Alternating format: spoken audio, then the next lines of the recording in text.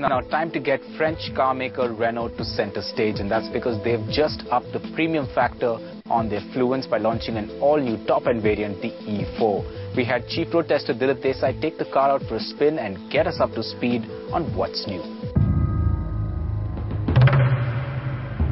Some cars over the years have truly stood the test of time.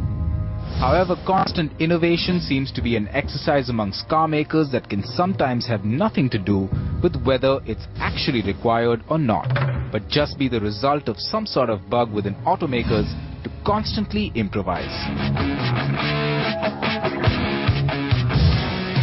So when Renault decided to upgrade its Fluence diesel E2 to an E4, our chief road tester Dilip Desai decided to spend a few calm moments on the outside, only to come to the conclusion that it looks exactly the same. A little nudge from the faithful Austin, and it seemed they both came to the conclusion that some things are best experienced on the road and alone.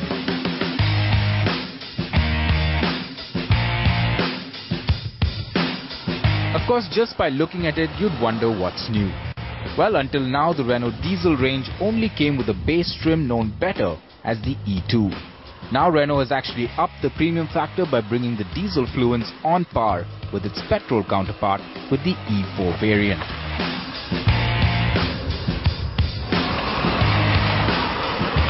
Renault Fluence is a successor to the E2, and this is called E4. The differences between the E2 and E4 are not very great. It's a few features that are added to the basic E2. Mechanically, the car remains the same engine, same suspension, same body shell, everything is same. The features list on the upgraded E4 diesel now mirrors that of the petrol E4. Coming in with cruise control, rain-sensing wipers, some additional chrome bits on the exteriors, automatic headlamps, rear parking sensors, as well as electric rear-view mirrors on the outside. Inside too, there's now leather upholstery in a cheerful beige shade, USB and Bluetooth audio system, and a dual-zone aircon system with rear vents.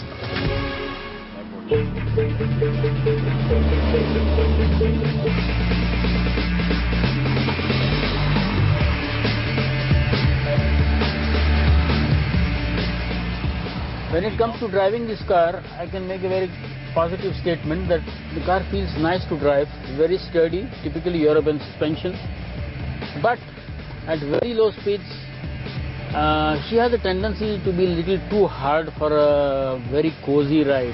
You understand what I mean? Once you travel faster and go through the potholes at really high speeds, which are very rampant on Indian roads, the potholes, she behaves very well. There are no issues at all. It's a nice car to drive. If you ask me a very categorical question as to who's going to buy this car, well, this car will definitely be bought by a person who is going to be driven to the office in comfort. There's no doubt about it. Enough space for two people at the back.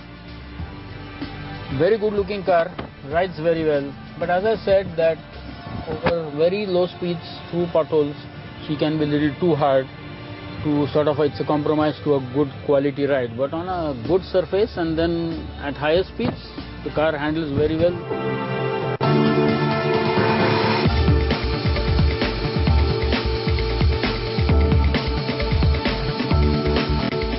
As far as the engine is concerned, this is the 1.5 liter diesel engine and quite fuel efficient. It's not as efficient as they claim to be.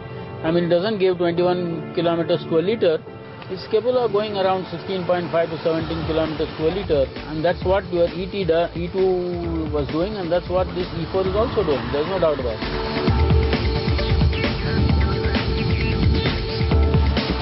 The 1461cc diesel mill on the E4 still puts out the same power and torque figures as the base model. 106 PS of power with a healthy 240 Nm of torque. However, this new variant is only available in manual transmission with a sticker price ex-Mumbai of 15.12 lakh. The car is typically aimed at the office-going executive, there's no doubt about it. Good looking car, plus excellent boot space, so you can use it as a family car, going over the weekends for a holiday, no issues. The car is comfortable for 4 people, 2 up front and 2 in the rear. There's no question of third person sitting at the back. He can sit at the back, but then he's going to complain that he doesn't have adequate leg space or whatever. The comfort is absent for the third person at the back.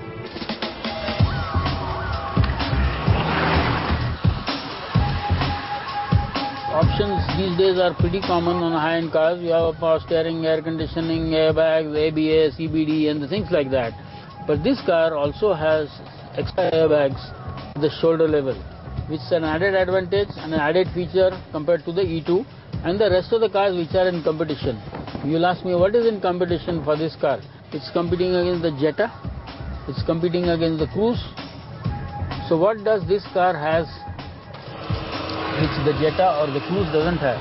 Well, definitely this is a very, very good looking car, there's no doubt about it.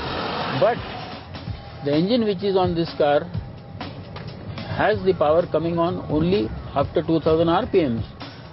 And both in the second gear or the third gear, if you are anywhere below 2000 RPMs, there is no response on the throttle. You have to make sure that you are upwards of 2000 RPMs and then she goes like a rocket. In other words, you have to adapt yourself to drive this car through all the gears, through the traffic. This car, anybody who is going to be chauffeur driven to the office, it's a wonderful car. If you are looking for out and out driver's paradise, then you have to look for something else.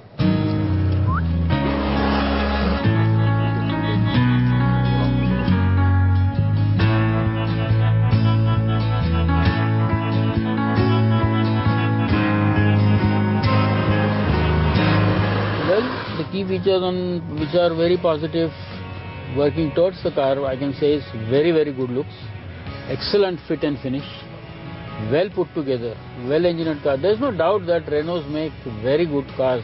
I mean, it's a well-known fact that the Formula One is won on Renault engines. So there's no doubt about the engineering ability of Renault cars. But then again, this particular engine is little too small for this car. What I feel is a 16 or a 100cc or a 1.8 litre engine would have been really ideal. So you take your choice, what do you want?